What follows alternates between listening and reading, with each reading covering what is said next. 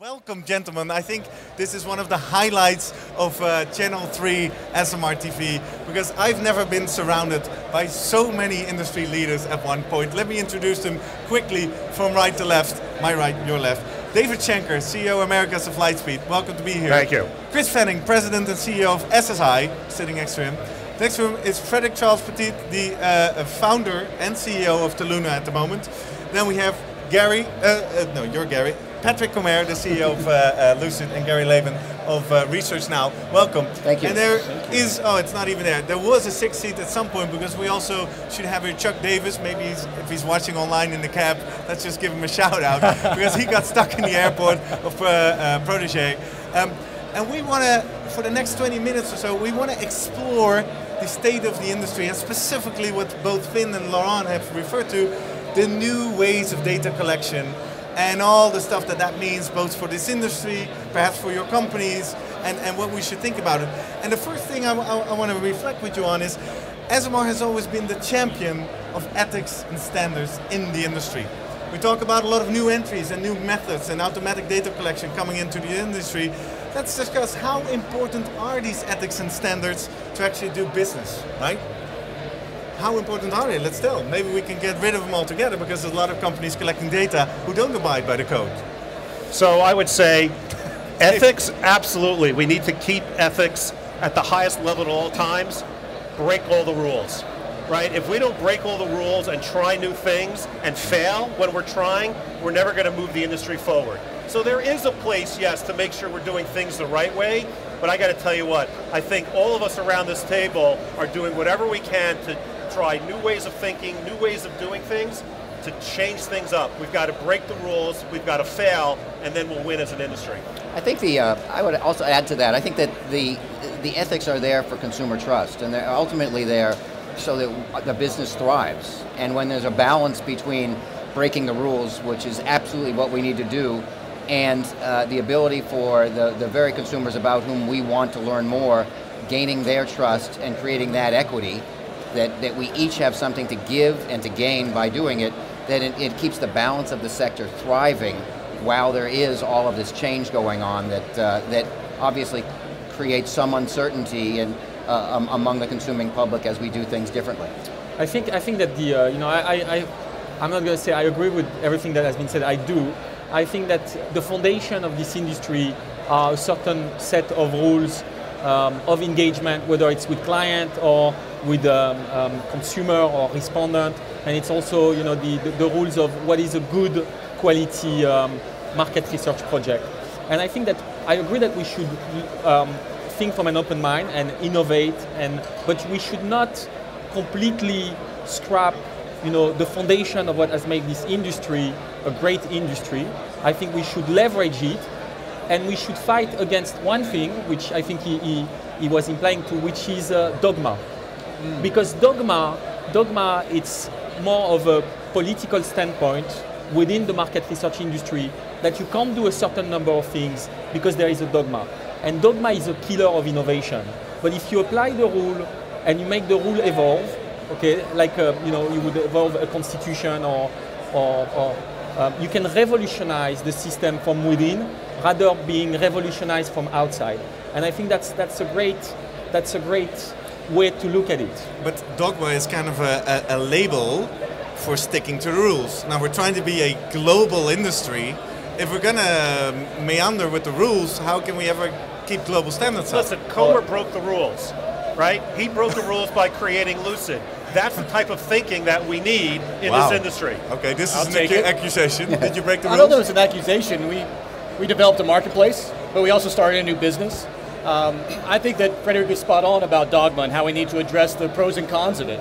I go back to the idea of standards. SMR has been such a vanguard for standards in the entire industry, and they used to be standards on paper, and now as we're all becoming more and more interoperable from a technology standpoint, now the standards are moving to technology standards.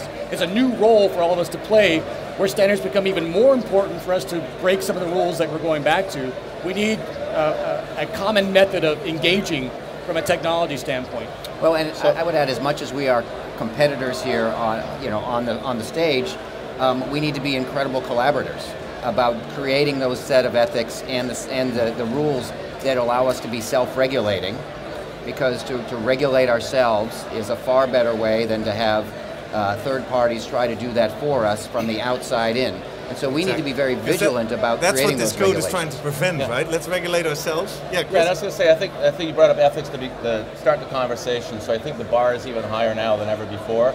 If you think about the origins of the industry, we've really changed over the years through different technological introduction. Online, of course, mobile, and other things in the future, whether you're breaking the rules, but I do think the onus is on the industry even more now than ever, because people are bombarded by a lot of different technologies and in some cases intrusions upon their privacy. And there's the legal boundaries, and then there's even a higher standard, I think, on the ethics, because our industry is founded on people trusting that they're giving data to someone for specific use, and if it's to be shared with others, it needs to really be under the permission of the individual. So there's a fine line. You need to be able to break the rules. You need to balance that with ethics, and that's the challenge and the opportunity for the industry. I think I need to go on the record. Breaking the rules is not breaking the law. Exactly. Right? So there are a lot of legal things that we must continue to do in order for our business to grow and prosper, and I am in favor of adhering to the laws. What I'm talking about is the innovation, the creating the new businesses, the new ideas, the how do we expand our footprints. So what kind of rules are you referring to then? Just to be clear, what rules do you want to break? I think there's some just common thinking in our industry that has gone on for years and years and years. Oh, there's just ways that we have to run these projects. Sample frames must look like this, right? Surveys must look like that. 45-minute surveys. Right. Get rid of those, right? Get rid of those tomorrow, and the entire industry will be better off because we'll have higher quality. And understand that the consumer whom we're trying to reach today and engage is far different than she was years ago, and we're still using the old ways to do that. They're actually the customer. We have to think about them as the customer, because if it weren't for them, we don't have a business model. Sure. I think it's great to agree with everyone all the time. We all agree that we want to make sample great again, so we'll do it on bringing sexy back to sample. Yeah, right? exactly. But I think that the big risk for us that I think people have summarized here is the disconnect between that industry and the two constituencies. On one side, the respondent, okay, and I'm not going to go into length of questionnaire and how awful this questionnaire are that we sometimes receive, and on the other side, the speed at which the clients want to receive the insight, and we have to face those two realities, and we have to make sure that we embrace them rather than becoming legalistic about the code, as if we were a lawyer or judge, and we have to look at it as standard, giving us a direction, standard and principle, giving us a direction and a rule of engagement and behavior, rather than saying, section 3.21 says that you can't do that, therefore you can't. I mean, we have to look at it from a flexible standpoint. But this segment is also called New Ways of Collecting Data. So there's popping up industries and companies all over the world who scrape social media, who combine big databases. Isn't there a risk that if you guys all agree so much on the importance of ethics and standards, there's like an adjacent industry popping up who doesn't have anything to do with SMR and it's just going to overpass you? I mean, I don't think that what we said is that we're going to become, completely orthodox about the standard. That's clear. I mean, what we said that these standards are good, but if we ourselves manipulate the standard to impeach startups and innovators to enter the industry, then we will be blowing ourselves up in a way. I don't know if the word is good in English, because we would prevent innovators from coming to the industry. And the people that are on this table 15, 16, 10 years ago, they were the outliers of this industry. Okay, I was walking the aisles of the same Congress maybe 16 years ago, and people were saying, what you're doing is not kosher. And I said, I think it's really kosher, and I can tell you why. And so for us, it's very important that we embrace those startups, those innovations, that we take them on board, and that we play a leading role into that. So we need to pull people in. Chris, but there's a big influx right now of people using data management platforms, so DMPs, right? It's definitely a topic of great discussion, I think, within just this conference alone. Right. And so the question, I think, from again an ethics perspective, is just there's a lot of people out there whose data is being matched with different platforms. perhaps without their knowledge. And then there's an ethical question, is that right or is that wrong? That's something the industry is going to have to grapple with, because there are adjacent companies out there who are grabbing data from wherever. They're getting good derived data. I do personally think at some point you need to get to the individual and ask them, why did you do this? There's only so much you can really determine through inference. But that's to the point, right? There's a ton of behavioral data out there, yeah, right? And there's only limited amount of attitudinal data out there. And the better that we bring them together in a DMP or any other fashion is where we're going to win. And the caution here is all of that behavioral data, you really don't know who that behavioral data is coming from. It sort of sits out there, but it's not attributable to a specific person who's been validated, who we know who they are, right? There's a lot of false identities online, unfortunately.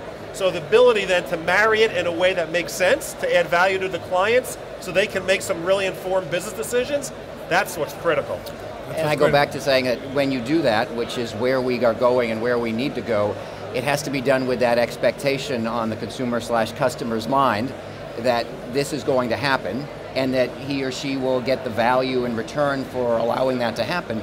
And when that happens, everything happens, because then you have people, we're not just asking questions, people are volunteering answers. Right. And that's a completely different paradigm, because people want to be part of the equation, part of the experience, because it provides a better experience for them. Better services, better experience. The challenge we face is we have companies with a lot of data that aren't research agencies, that are starting to provide insights and research type products to some of our clients and other clients that don't even exist in the research space.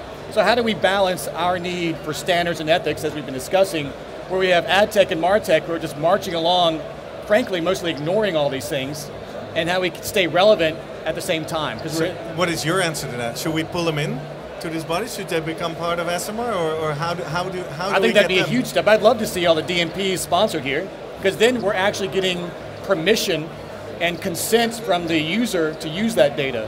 Especially in the US, there's a lot of data munging going across the board without permissions, whereas we in the sample space, in the research space, pay close attention to that. So there's a disconnect right there. Pull them in, the more the merrier. Absolutely. We have some regulations and rules and processes that we align on, and everything gets better. You got to bring them in, you can't leave them out. Yeah. And I think that one of the problems, I think that I'm sure you guys would agree, is that the level of knowledge within the market research community about this data management platform is absolutely minimal.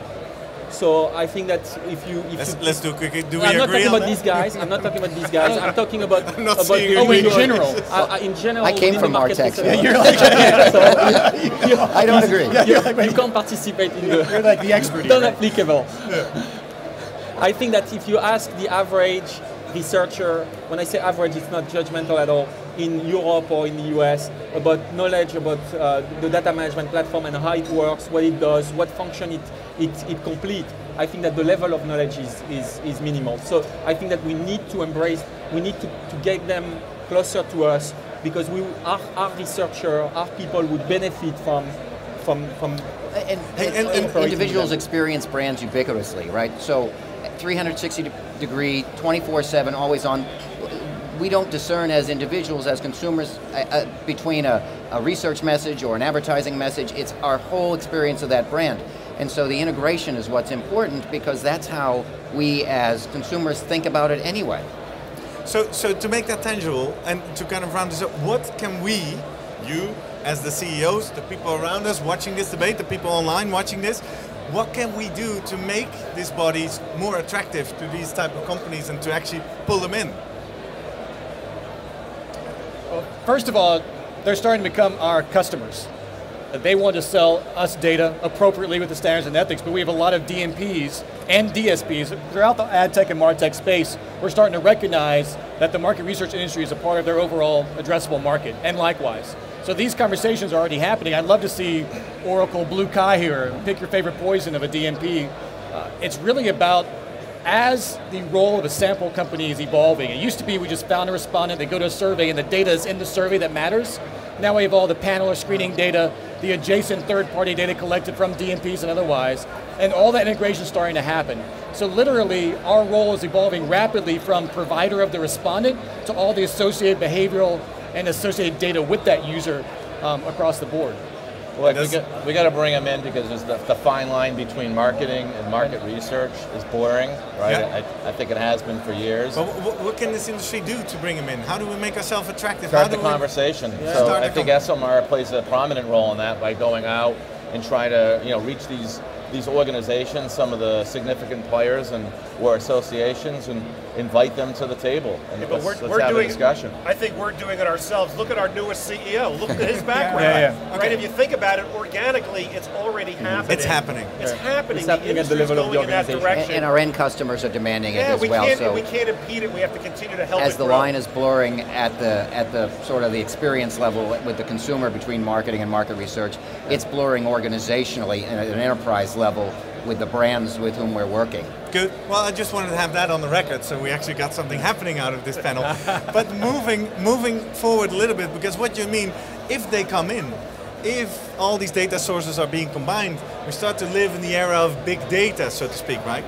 Now, all of your companies, as you say in the basis, doing sampling, but doesn't perhaps big data have the promise that we now have access to everyone at all times? So what's still the relevance of sampling? Why would we try to limit ourselves here? That's a tough assumption because we don't know. We can't assume that we have access to everyone at all times.